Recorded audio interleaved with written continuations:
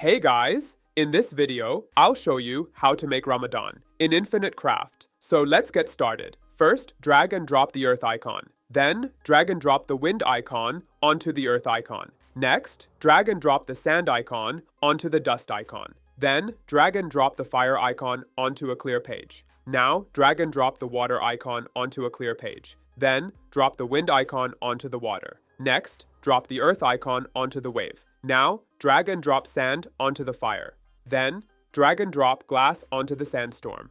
Next, drag and drop the dust onto a clear page. Then, drop the earth onto the dust now, drag and drop fire onto the hourglass. Then, drop earth onto the planet. Next, drag and drop time onto the moon. Then, drag and drop sand onto a clear page. Now, drag and drop earth onto it. After that, drag and drop desert onto the month, and you're done. If you found this video helpful, don't forget to like and subscribe for more useful guides.